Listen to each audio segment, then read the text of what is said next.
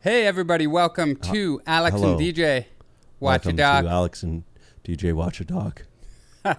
I'm DJ, And I'm Alex. and we're happy to have you, as always. Thank you for coming. Today we watched Class Action Park, which is a documentary about an infamous theme park in Vernon, New Jersey, in the 80s mainly, and what a death trap that park was. Yeah, but it was a death trap of your own choosing. Yes, that was kind of like the main premise of it. It's like, there are no rules. Who's going to tell us what to do? If you want to die, you can die. Yeah. Yeah, it's as free as America gets.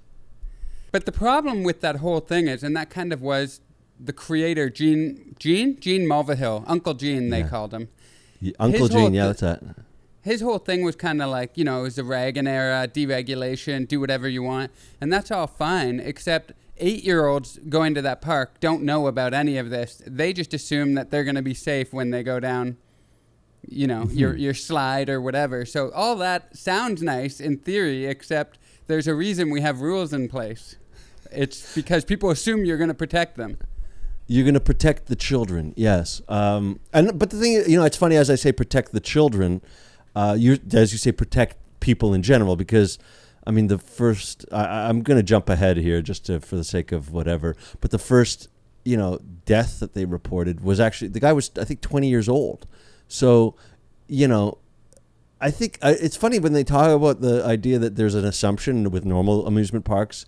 That guy, he said how it's like there's that thrill that you have, but you're safe. It's that kind of thrill where this is different. This is more like real risk takers. It feels like the kind of thing that you would do as a teenager, where you just like, it's going to be fun. I might get hurt, but I'm going to go for it. So it was. It's funny. It's a kind of thing I felt like when Gene was, because he was the guy who was creating all these, not all of them, but he had all the wild ideas for these rides and things like that. Mm-hmm. The fact that it felt like a couple of teenagers. Oh, sorry about that. Maybe I'll try that again. The fact that it felt like a couple of teenagers coming up with ideas as to what do you want to do? I dare you to jump off that thing. Yep. That's what it felt like. It did. Like, I used to do cliff jumping when I was younger. Like, there's a place near Kitchener where I grew up called Gorge, and all the teenagers would go and jump off that, and it scared the hell out of me. And I never jumped off the gorge because I'm not a strong swimmer, and it was like, I'm going to say 100 feet, but maybe I'm exaggerating. Maybe it was 50. Either way, like, I've jumped off cliffs before, but Gorge was too much for me. But some of my friends did. One of my friends, like, fractured their tailbone landing on the water. All this. But this felt like Gorge, except like 100 different Gorges. And you had to like kind of prove your mettle. You had to like be, and it had that element of Jersey, which was huge. So many people touched on it. Like, what? Just do it, you fucking pussy. Like it had that element too. So it was a perfect place for teenagers to prove their mettle. Yeah. The fact that it was in Jersey and the fact that they talked about how it attracted a more working class clientele, which lends itself to the idea of you got something to prove. You got to prove that you're tough, and so there's always that I dare you element, which I get that. I remember that when I was a teenager, and I do, by the way, know of Gorge as well. I didn't even know that was. I remember the place, but I don't remember it being like a jumping off point. I know personally, I'm like not only not a strong swimmer, also fear of heights. So there's a lot of things at Action Park that wouldn't necessarily be available to my fears. Or they played too much on them, I should say. So I think I would be like, I think I would be too much of a pussy to handle a lot of that. I think a lot of my friends would go do things and I go, okay, I'll do that one, but I'm not going to do that one. Yeah, I don't know what I would have done because I was definitely more reckless as a teenager. But man, even as a teenager, I think I would have been smart enough to be like, I don't know, guys. This seems like not very well thought out. Like the loop-de-loop. That was the funniest. Was insane. I watched footage because they didn't, or maybe I'm wrong, but I don't think the documentary actually showed footage of people coming out the other end. But on YouTube, I found clips of it, of people actually going through. It's insanity, dude. And apparently, from what I read, it was actually only technically open for 1 month in 1985. I read that too. So this thing was like, and the craziest part was when they said that people, first of all, people were doing the test runs. They were putting like crash test dummies through it, and they were coming out decapitated and everything. So they made a few adjustments. And then started giving the employees $100 to go through. Like, don't worry, we got it fixed. But then a couple people went through and got injured. And then other people went through and were coming out with lacerations. And they couldn't figure out why. And it was because the people before had lost teeth. They had hit their face so hard, their teeth had gotten caught in the slide. And those people were getting cut on their teeth as they went through. The teeth were getting caught in the padding that they had to put in there because people were getting slammed against the inside of the tube. So the teeth were actually sitting in there like stalactites in a cave, ready to slit you open. And the fact that when you see it, like when you see the look of it and you see that loop and you imagine the kind of speed and that loop and then being shot out like a cannon, I couldn't help. I mean, you can't help but laugh when you're watching a lot of these things because they do, as they describe them, they feel like that's an absolute cartoon device. That absolutely looks like a cartoon device. So you can't help but laugh at of the speed and fear that's involved. And the whole ad hoc nature of it, you just had an employee like spraying you with a hose before you went down to make sure you were wet enough. And if you were too small, like if you were too light, you wouldn't have enough weight to make it through. But if you were too heavy, you would get stuck at the top, and they had to build an escape hatch at the top to get people out because people were getting stuck in there. Can you imagine getting stuck in there before the escape hatch? Yes. How long is that going to... Before they... Oh, my God. You're right. It's like Jimmy's in the well. And not only before the escape hatch, but even during the escape hatch, that moment that you're sitting there waiting, how long is it going to take for them to get there and to get to you? Any moment of time in that situation. Plus, you're worried, like, are they going to do they know that I haven't gone through this? Is another guy going to come at me in like 2 seconds? Yeah. And even if they do know that you're in there, these are drunk teenagers running this shit show. They're probably like, what's the best way to get them out? We should send somebody else down. That would probably be the best idea in their mind at that time. Could you imagine how much crying happened in that place? I never really thought of it that way, but like a kid being stuck in there and crying, begging for their mommy, and like just so much crying. It was a park of fear, I think, in a lot of ways. I mean, it was a lot of fun, don't get me wrong, for the people who survived it and were tough enough to deal with it. But for the ones that kind of just didn't know what they were getting themselves into, it would have been a nightmare.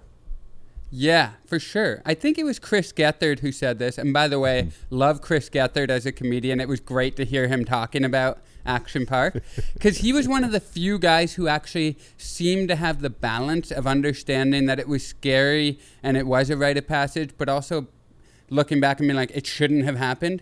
Whereas a lot of the other employees were just pure nostalgia. Like, even when they talked about the bad elements, they were like, well, that's just the way it was. And Chris Gethard offered a nice... I'm going to say intelligent viewpoint where he was like, yeah, but it was an abomination. Yeah. But the way I think it was him that described it as not survivor's guilt, but something about the connection that everybody who has gone to Action Park, they all have a survivor's connection. I forget what he called it, but the fact that survivor is the word he used, not patron, not guest, like survivor of Action Park. Well, yeah, it's funny that they set it up almost. They set it up for the danger element, and it wasn't just a matter of like the fun in the danger. It was also, there was like a cheapness to it. They talked about like steaming stale buns for hot dogs and stuff like that so that they can, that kind of thing. And also, like, clearly areas of it too where they really either didn't think it through or just took the cheap route. For example, the black asphalt for you to walk on from going ride to ride. I mean, all they had to do, because you got to know that when you're at a water park, you don't want to have to like deal with flip flops. Where are you going to put your flip flops when you're on a ride? All that stuff. You want to be able to just run around, go from place to place in your bare feet. And the fact that wasn't an option unless you wanted chopped meat feet, as they called it, like clearly they're like, well, fuck it, just pave it with the blackest of asphalt we have.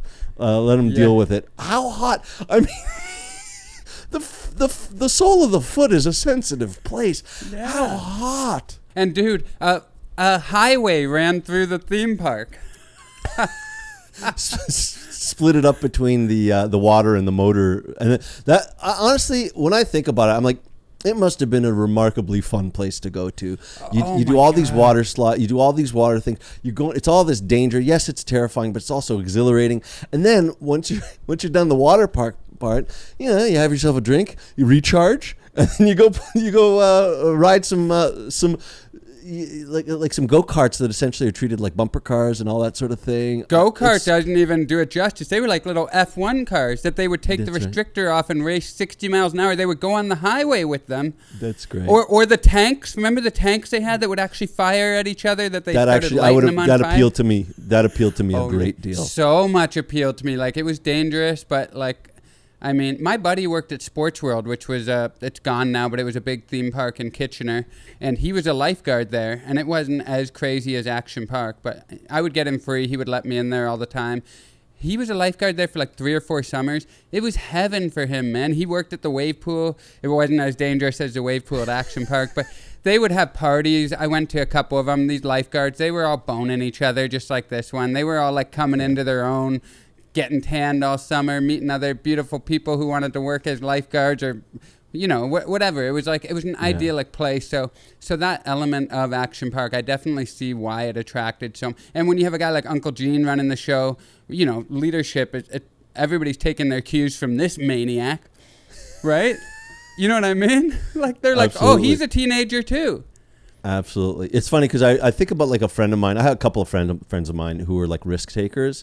And like this would be the perfect summer job for them, or just to go. I think they'd feel like they wish that they had something like that in the neighborhood. The closest we had to an amusement park was Canada's Wonderland, and that didn't quite cut it in terms of like the fear factor that's involved in this place. I do think that it just would be the place to go. I mean, again, even I'm not that much of a risk taker, but I would have to go just to try out some of the stuff. Even the motor park would have been worth going. That alone, the tanks. I'd want to get in that tank and start. The boats.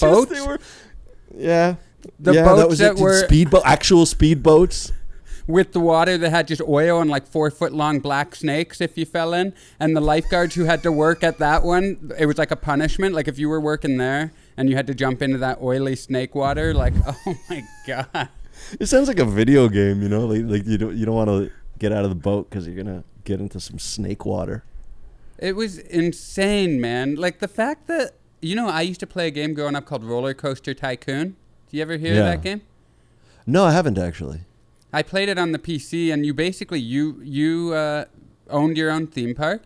And you had to make roller coasters. If they were too dangerous, not enough people would go on them. You were the engineer. If they were too boring, not enough people would go on them. You got to decide where concession stand would go. Like, you were constructing a theme park. And you would, like, have to see, that loop isn't going to work like gravity. From an engineering perspective, it's not going to go all the way around, these sorts of things.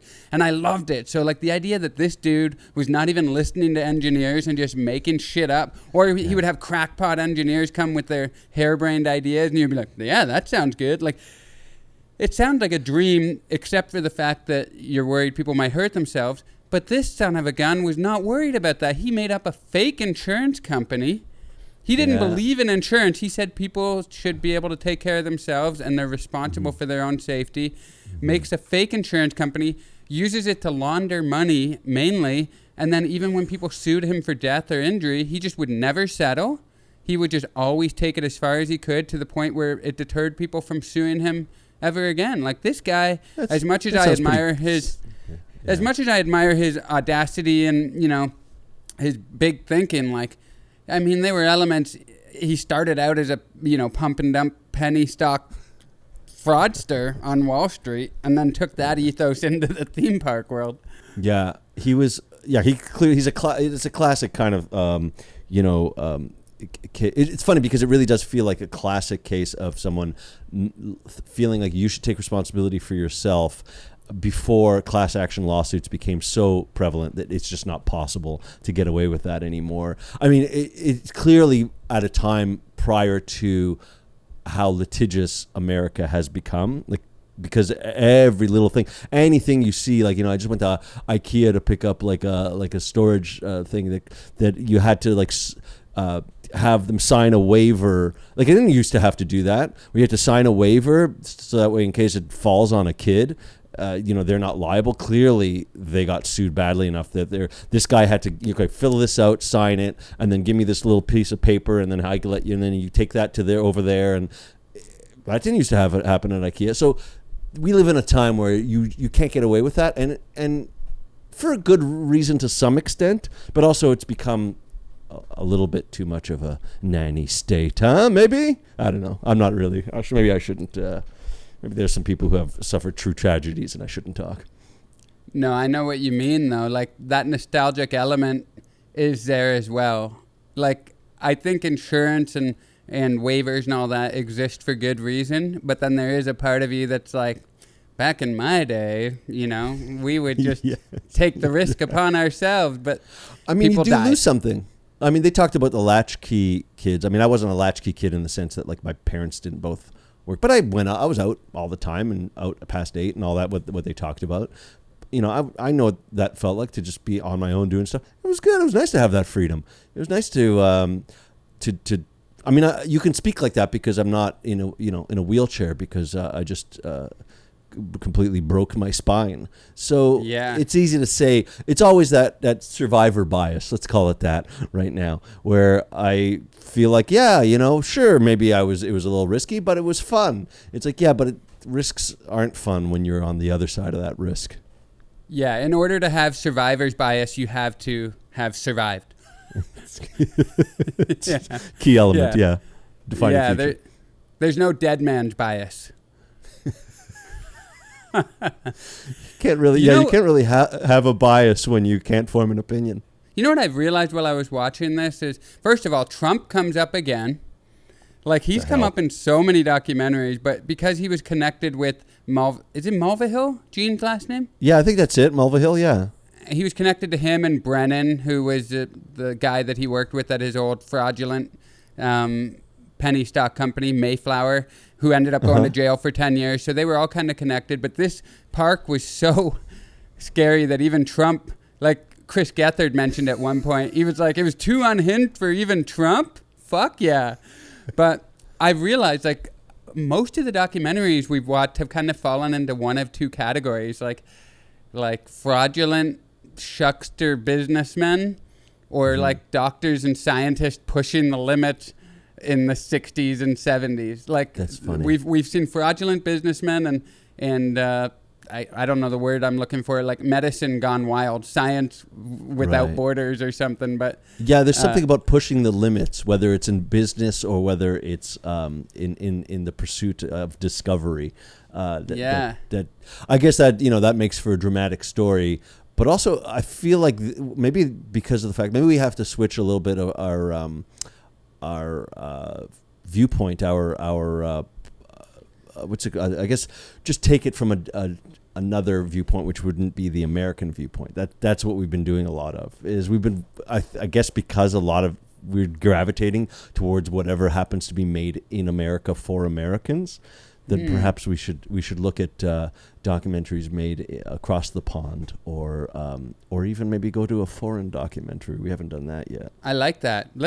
Well, we already have next week's picked out, so let's not do it next week. I think that's another American movie, if I'm not mistaken. But pretty much, yeah. I think that's part of it. It's by and for, so that it's going to appeal to the risk factor a lot of the times. I do like that this movie did talk extensively to the parents of George. I think his name was George, the one who died when he flew off of the ride, because up until that point, it was kind of like, yeah, people got hurt, but what a good time. And then they were like, no, but people died. Like, I'm happy they made sure to be like, yeah, we've had fun so far, but people died. Yeah. It's interesting, but they did focus on the one family. They mentioned others.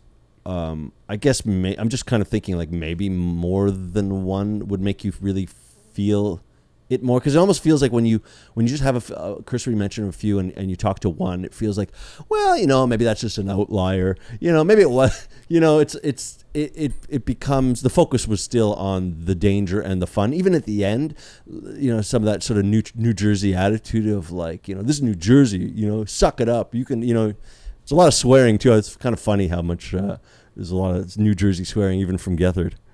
I know.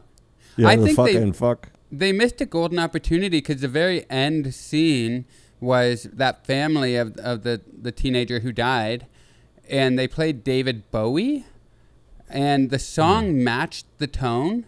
But I'm like, come on, we got to have Springsteen here. We're going out on a Jersey movie. He's got enough forlorn kind of songs that would have worked there. That's a good point. Because, Jersey was definitely the focus. I think that's a very good point.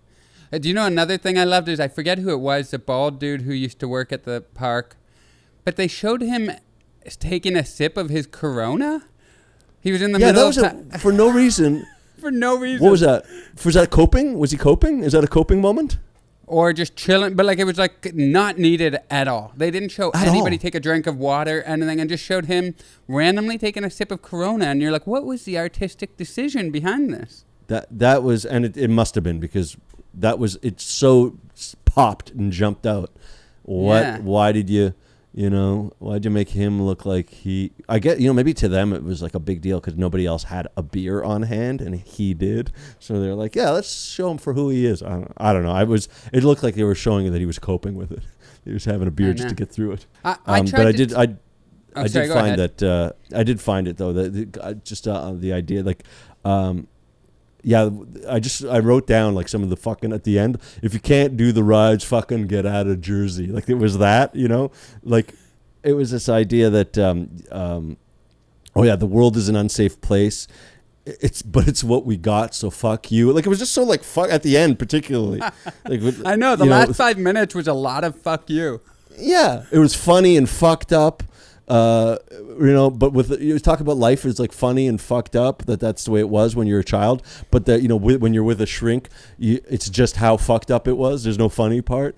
It was just which at the end I almost felt like it was a little it was kind of trying to figure out what it was trying to say a little bit. I agree. It was a little bit of saying both, but I almost felt too that that part that I just mentioned, it felt like it kept going and going, and it was like several endings. Like I thought, like, oh, here's the final line, and it's like, no, there's the next final line. No, there's another final line. It didn't. It felt strange that way. Agreed. I felt the exact same thing. The last 5 minutes, I was like, okay, you've said fuck you to me for like 5 minutes now. Can we wrap this up? There's a reason. Fuck me, fuck you. Yeah, exactly. I was just in Jersey last week too, so like, not that people were saying fuck you to me, but I was like, and I love The Sopranos, and I know you're watching it too. So like, I mean, I think popular culture in general, like we all have that kind of that image of Jersey as being like, fuck you, this is Jersey. So it was kind of funny to see that movie perfectly adhere to that stereotype. And the footage from the 80s, I mean, I've never seen more 80s New Jersey footage in my life.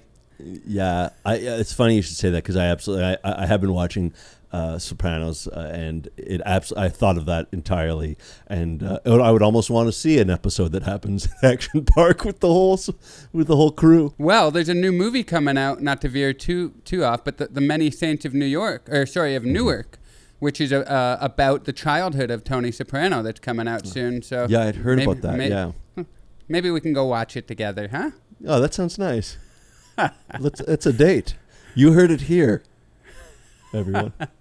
We're hanging out off of Zoom. We're gonna meet in real life again. I was thinking it might be a fun exercise, Alex, because I found a website.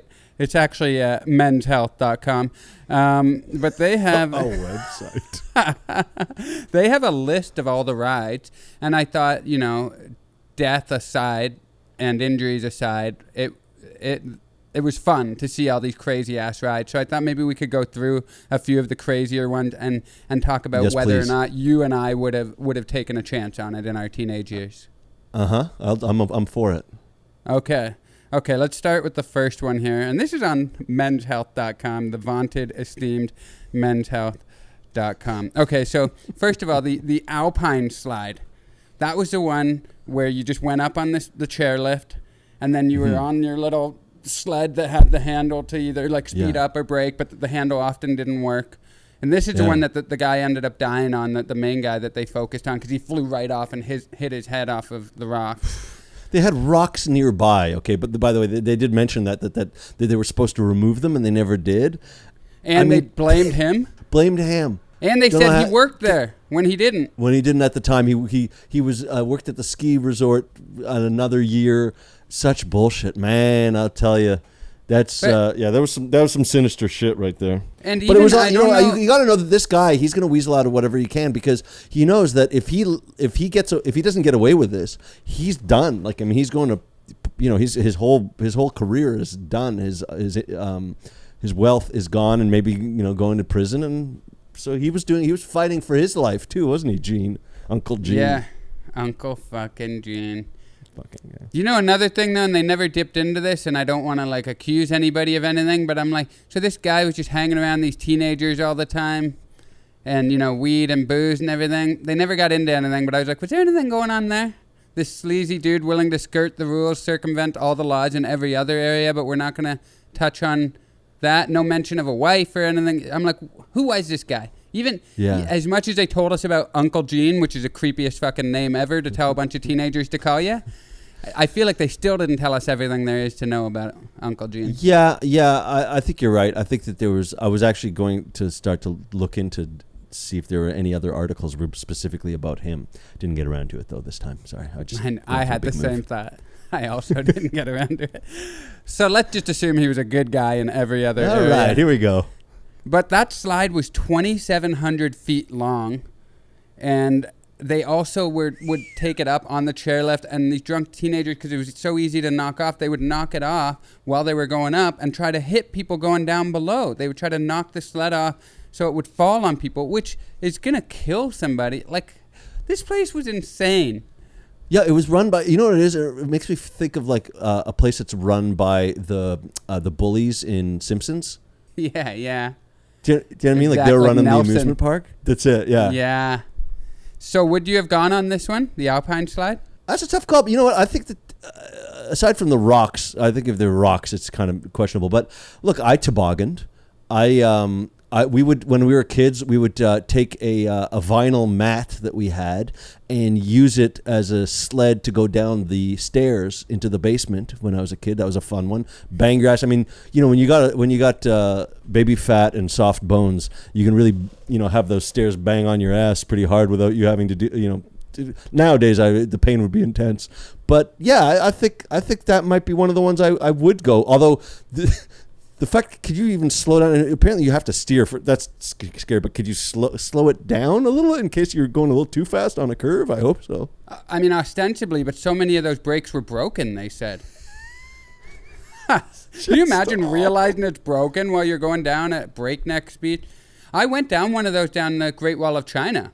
They had that set up at the Great Wall of China. My brake worked. It was fun as hell. I never reached a scary speed. But the idea of if I was going down and I realized my brake didn't work, I would have shit my...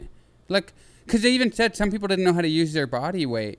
And if you don't know... I mean, there's people die luging in the Olympics. And these are professionals who know how to use their body weight. I mean... Amateur luge. I would have done it too, though. I would have trusted in the brake, so I'm with you on that. What about the cannonball loop? You think you would have done that crazy-ass... cannonball loop? I don't know. I mean, I guess it depends on what people look like coming out of that thing. I wouldn't have done it. No way in hell. Yeah. Yeah, that it's pretty loop, terrifying. I would have looked at that and like even in my stupid teenage brain, I would have been like, the physics don't make sense. I don't like the look of this. Yeah, the idea of being whipped upside down and then shot out. Yeah, that's not something I would kind of go for. I wouldn't go for that sort of thing. Yeah, the loop is a little too intense for me. I love it when you get shot out of it. Oh my God, I still love it. It's like a twisty straw. Imagine if your body got stuck like that, like your head and your legs, so you were like, you know what I mean? Like that in there, and that's how you got stuck? Oh no. Oh Yeah, my it's God. you're stuck like you're in a coffin. I mean, that's one of my greatest fears. You know, I don't like the idea of being stuck in dark spaces. So I think that would be a reason not to. Yeah. So I'll say no to Same. that as well. What about the wave pool? The wave pool, no, because I'm not a strong swimmer, and I just know that I'd go under, and that scares the hell out of me. I went in There's the not wave really pool much. all the The time. wave pool, you did it all the time? At Sports World and Wonderland, and I'm a better swimmer now, but as a kid I was terrible, and I was the guy that they talked about in the movie where they were like, people went in even though they knew they weren't strong swimmers. That was me. I had a couple, I didn't almost drown, but I had scary moments in the wave pool. I used to look. We went down to Cape Cod, and I used to love riding the waves in the ocean. But I don't. But that was like, you kind of go with the wave. I mean, there are times that I remember I got flipped around and my head hit the sand and it really hurt, and it was pretty scary. So, but the wave pool, I don't see the full appeal of just going up and waving up and down and all that sort of thing. It just seems like a nothing to hold on to. I would be looking for something to hold on to. That's the fear of it for me. Thousands of people around you just... Yeah. Push you down. An asshole looks at you, goes like, ha, ha, ha, I'm going to get him, and then just shoves you down. And they can't see you because of like the murkiness of the pool and just general lazy lifeguards. And yeah, but I did it. So my answer is I would have done it because I did do it. All right. What about the aqua scoot? When you skipped down the water when you came down? The skipping. So you're like skipping like a rock. Yeah. Is that true that when you say you skip, is that, because I sort of vaguely remember that. So you get shot out, would you go straight down and then you get shot out and you go across the water? Is that what you're saying? Yeah, the guest would climb up a bunch of stairs, get on a cart, and then ride it down a water slide. The cart would land into a pool of water that was very shallow with the intent purpose of skipping along the water like stone. But if riders distributed their weight incorrectly, they would often go head first when leaving the slide. Yeah, that's what my fear with that one is that I wasn't that coordinated and I'd somehow screw it up and then really hurt myself. But I think again, with the toboggan aspect, I think that would attract me. I would have done it too.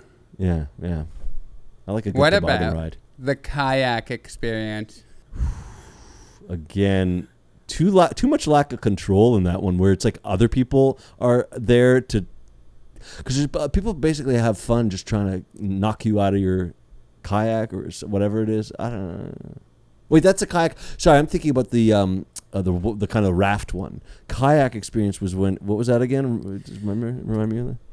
It was a simulation not only of kayaking, but whitewater kayaking, which meant underwater submerged fan. Oh, yeah. Remember the guy fell out of his kayak and the fan short-circuited and he electrocuted and he died? The fan electrocuted him underwater. Can you my God, that's a nightmare scenario. I wouldn't have done that one. No. And the other one you mentioned, I wouldn't have done. Oh, the whitewater, the one where they were hoping that the guys would go over the edge, and yeah. The Colorado River ride, it was called. That's right. Yeah, that's the Colorado River ride. Yeah, that's no right. helmet.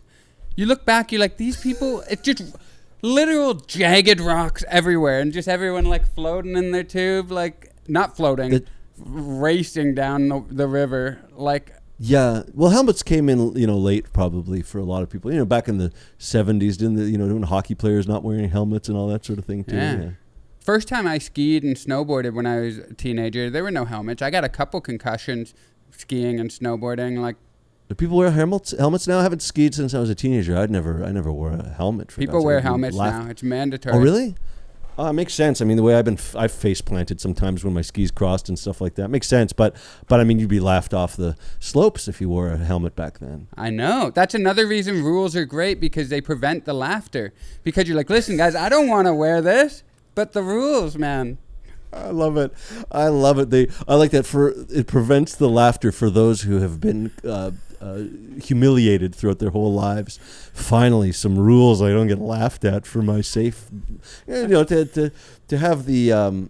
I think that the idea of wanting to be safe and not taking risks shows that you're more advanced, that you're more likely to survive in terms of evolution. So really, it's a sign of intelligence. It is, but teenagers, they don't see the world that way. No, and they don't also buy that when you tell them that you don't want to jump off the cliff for that reason. Yeah, buying that shit. Being a teenager, man, like the amount of whatever's flowing through your blood, you're not thinking straight at any hour of the day. You're an idiot. Yeah, and the social pressures are too strong. You have to do things. Yeah. You know, throw you in know the run. alcohol, throw in Yeah. Jersey, and it's What like. about, by the way, speaking of like these rides that that you may or may not do, one of the ones that I have done are the one that goes straight down. When they talked about the one that would give you an enema, it would just like I remember I did those ones. The free colonic. Yeah, I've done that one. It went up your ass. Well, yeah, there's two versions I've done. One was like, and the feeling too. I mean, like for a person who's not great with heights, I mean, when I went over, it was literally like it was almost like I was just succumbing to whatever happened. It was like, I just like my limp body would fall over the edge as I just let it happen. But that sense of free fall, I know, like I don't like the feeling of free fall. That free fall where you don't, and you feel like, wait a second, I don't really feel this slide on my back. Oh no, am I going to just fall? And then it reconnects and then you go down and then your swim trunks completely bunch up, collect and go straight up your crack where you got to do your best to pull that out. And there is that you're like, is anybody watching me as I'm trying to remove this fabric from the interior of my rectum? It's intense. Like I said, I wasn't that strong of a swimmer. I got a bit better, and then in my early 20s, I said, "Time to stop being such a pussy. I'm gonna dive off some cliffs," because I'd always been afraid, but I also am a bit of a thrill seeker, so I wanted to do it. So my girlfriend at the time, her family had a cottage in the Muskokas, and there were these big cliffs. So that's when I started jumping off them. Terrified, but I made myself do it. But I was that guy they described that instead of having my arms like that, like above my head or below, I had them straight out and I would just land on the water. Oh my God. I never dislocated my shoulders, but that pain just of hitting it flat. Oh my God. But man, what a rush. And even the thought that I'd be scared to do it now pisses me off. I have that feeling again of like, no, I have to do it again to prove to myself I'm not a pussy. Like, what a weird sensation. Like, yeah, I know. I feel like I remember I just went to Catalina last summer and we were kayaking, doing a little sea kayaking. There was a guy up on a rock, like trying to jump, and he was just up and looking and then sitting down again and then going and looking. This guy was like, I don't think he was beyond a teenager. He was like probably in his 20s or something, and just looking and stopping and looking. I was like, come on, man, like do it or don't. It felt, but I know that feeling like when you're like. It didn't look that high up. That's the worst of it, is when you make the decision to do it because you're like, oh, okay, what is that, like 20 feet? I mean, that's not that. And then when you look down, it's a completely different height when you look down as when you go look up. It's a real trick that the perception plays on you. Yeah. When you look down, you are jumping from a space station down onto the water. Yeah, and everybody looking from the vantage point you were looking was like, come on, it's a 5-foot jump here. Like, what's wrong with this guy? And the worst is when it's a tough climb to get up, so the only way back down is the jump. Yes. Yeah, I mean, you really do, and sometimes you do the 1, 2, 3, but then you don't do it. And if you do the 1, 2, 3, and you don't jump in that moment, there's no other numbers will ever help you. I mean, you have to do it when you have to commit and go, because the longer you wait, the harder it's going to be. Oh yeah, it becomes higher and higher.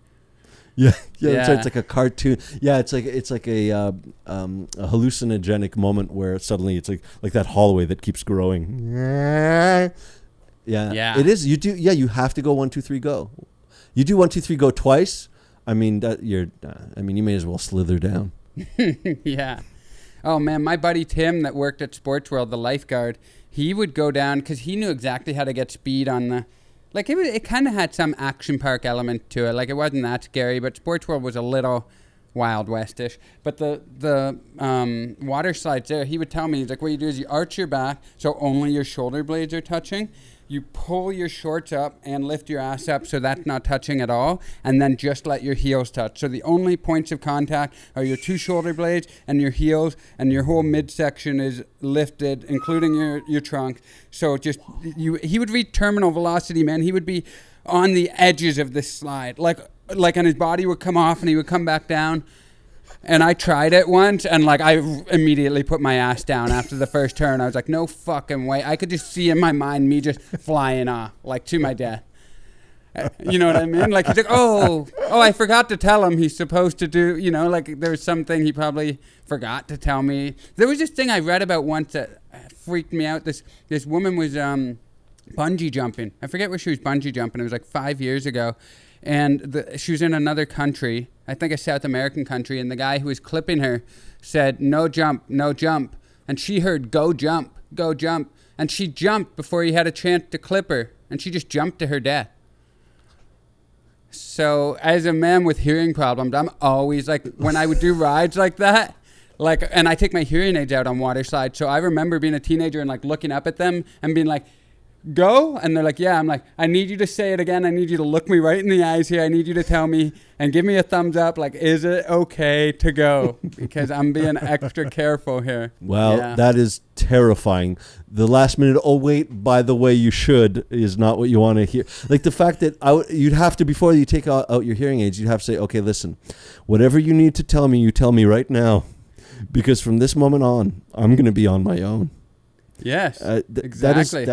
That does add an element of risk and fear that others don't have to deal with. So, you know, my hat's off to you for taking any risks like that. Thank you. The wave pool was especially scary, being deaf and scared with people all around you. Oh yeah, I was that guy. They called it the death zone in this movie. Anybody who couldn't swim when they went over shoulder height.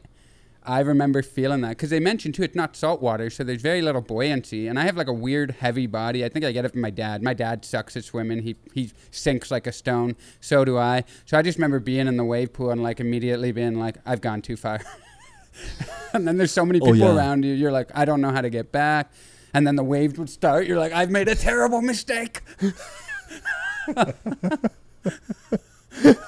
Oh, you're out there in the wilderness. I remember that too, like not being a swimmer really, and like once you start getting closer to a deep end area, like starting to go on the tiptoes and go, okay, tiptoe back. Yeah. Like just your toes are desperately trying to get you back to where you're safe again. Yeah. I'll tell you, those toes get strong. Do you feel that rush while we're talking about this? I'm like going back there now. A little bit, yeah. It's And it's kind of funny that like these moments happen so frequently when you're a kid, and then you get old enough, you're like, oh yeah, that's right, I don't do any of that anymore. Because I also learned how to swim. I actually took lessons as an adult because I was like, okay, this is ridiculous. I have to actually know how to swim already. Wow, so you're a good swimmer now. Yeah, I do laps. That's great. Nice. Yeah. I'm the same. I was a bad swimmer, and now I'm a half decent swimmer. So you and I we've had a similar struggle. Yes, yeah, exactly. I knew there was a reason we connected. I didn't know it was aquatic based, but it makes sense actually. I mean, are you a water sign or earth sign? What are you? Air? Capricorn. That's earth, right? I think so. Yeah, I'm a horned sign too. Maybe that's it. We're earth signs. Like to stay on the earth. That's why we butt heads so often. Huh? Indeed we do. What a wonderful venue for that. You want to get into the final 3 questions? Yeah, let's do it. Let's get it out of here. Okay, the first question, what'd you learn? Yeah, that's the first question. Yeah, what'd you learn? Yeah. Okay. What'd you learn? Well, that there was something going on in Jersey that I had no idea about. That maybe it's better that it was in Jersey and not in Toronto or outside of Toronto. But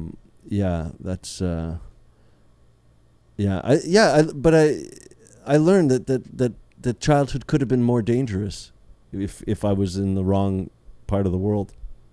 Mm-hmm. What the fuck that means? Okay, we'll move on with that. It's like, yeah, sure. What wrong part of the world do you mean? Yeah, Sudan. All right. I mean, to kind of give more clarity perhaps to what you just said, or to kind of piggyback on it, like your childhood is defined by your area. So like if we would have grown up in Jersey, we probably, as much as you said you might not have gone there, we probably would have gone there because everyone's like, you had to see it. No. I mean, I would be, peer pressure would definitely make me go there for sure. So I would have probably been flying off one of those rides for sure. Mm-hmm. No, I couldn't. I could potentially not be alive, or at least be severely. I don't know. I don't want to use the word crippled because it's probably not the right word. I think you're allowed to say crippled. You know what? You know what I learned? I learned, he would never settle, and he would end up winning like 93% of these lawsuits. And it kind of just dovetailed with this other article I was reading about the latest champion on Jeopardy, Matt Amodio. I don't know how to pronounce his last name, but he's on a historic run, and he's like aggressive. He's always betting everything on the daily doubles and just like going after everything. And then another person in this article was talking about how that's also a smart strategy in poker, aggressive. Even if you lose some hands, people know you're not to be messed with. And it just kind of got me thinking, like, maybe I need to kind of implement aggression in terms of like my overall outlook on life. Like maybe I'm too passive, and in order to get things done, like I'm the kind of guy that's like, if it's meant for you, it won't pass you by. Right. But maybe I need to be a bit more like, no, like, aggressiveness is how you get shit done and get what you want in this world. I don't know, because the 3 different articles I read yesterday, or the movie and 2 articles, all were kind of punching me in the face with this message of aggressiveness. So I was like, maybe that's what I need to learn from this. Maybe. I don't know. Well, fortune favors the bold, right? Mm-hmm. Yeah. You see, I would like to read it differently, though, which is fortune favors the bald, because then, boy, oh boy, I could really come into some wealth. For our listeners, he just took off his hat to reveal his beautiful, beautiful bald head. Yeah. Actually, I got to shave anyway.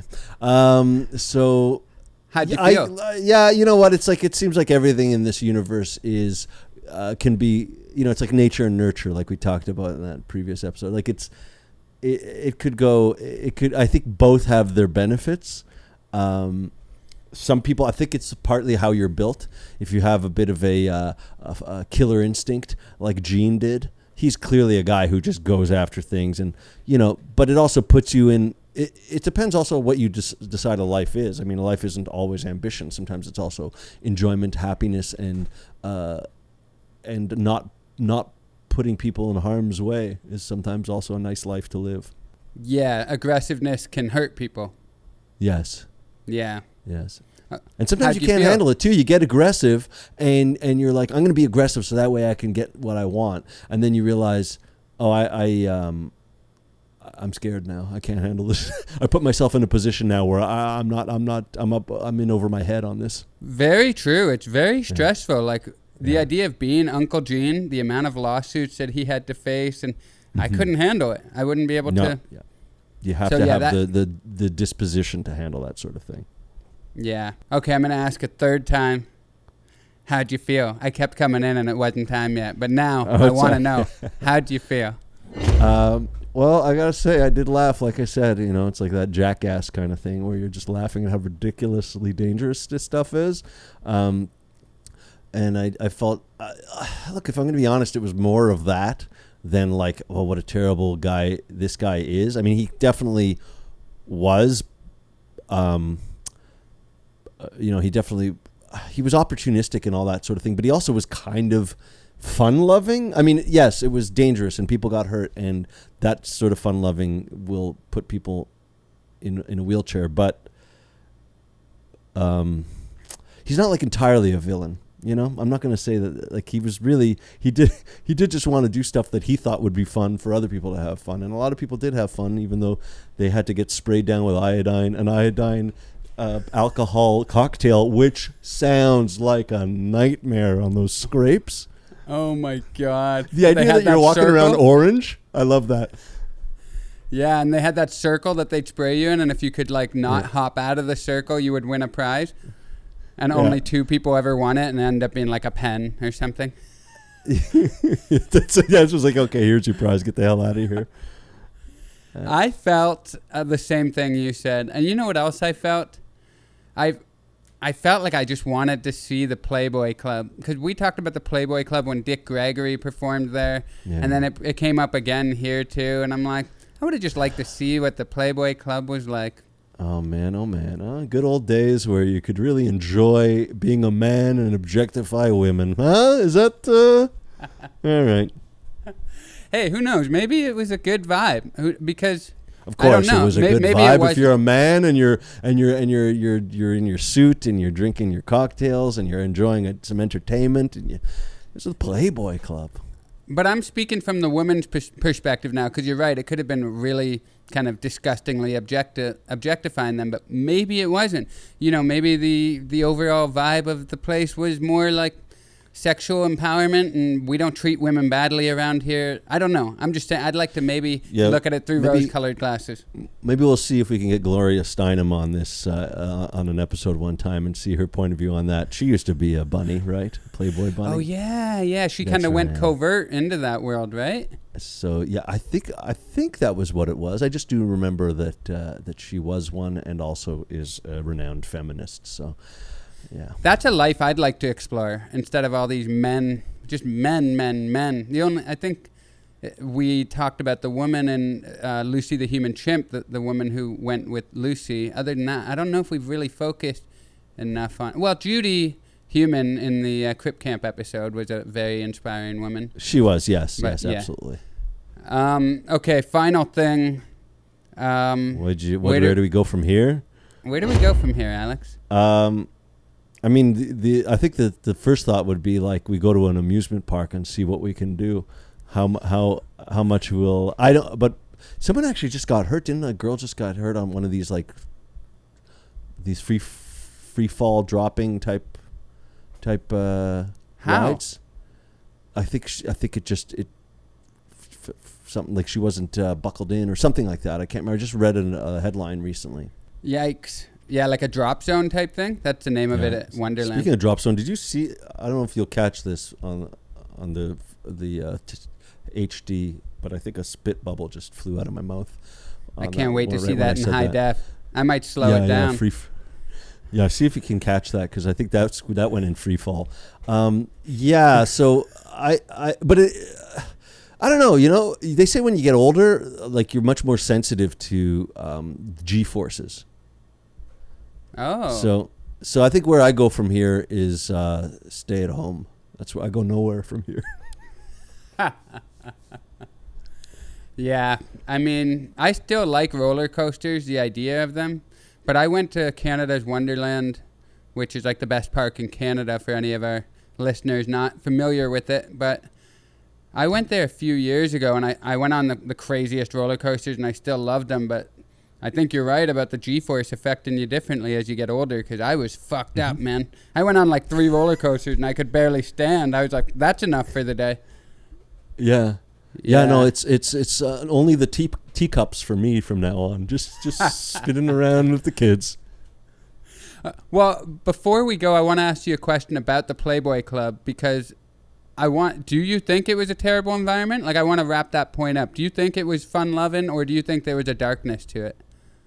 I think the fact is that I think that's most of the guys you're going to probably attract to that are going to be guys who probably enjoy the objectification. They enjoy giving a little pinch every now and again. I think there might be some gentlemen there, but I don't know. I genuinely, I'd have to go in and see, is the vibe like a strip club? Is it like I don't know what the vibe would be necessarily. I'd have to go in and see what it's like, because my sense is there's probably going to be a lot. There's going to be probably some nice guys who are flirtatious but decent, but there's also a lot of assholes out there, and this gives them the opportunity to be assholes, and they pay the price, they get to be an asshole. You don't know. That's true. You're right. I got to recalibrate my thinking of the Playboy Club. Got to take these rose-colored glasses off and see the world for what it is. Yeah, well, sometimes you just need a more enlightened male to set you straight on these things. Thank you, Alex. I appreciate it. Anytime, DJ. Well, it's been great talking about a class action park. I enjoyed it. Yeah, I enjoyed it too. It was a good little... It was fun. I mean, there was a touch of darkness, obviously, because of people dying and getting hurt and everything. But on the whole, it made me remember what being a teenager was like more than anything. Yeah, it did. It really did remind me of hanging out with my buddies who almost got me killed a few times. Mm-hmm. The good old days. You sure? What are we watching next week? Last Breath, is that right? Last Breath, yeah. And what's that about? A guy who he goes underwater and so he's not able to breathe anymore. I don't remember. Exciting. That's all I remember. I've been busy. Too. I haven't gotten a chance. What's that? That's enough of a hook for me. Yeah. Okay. Good.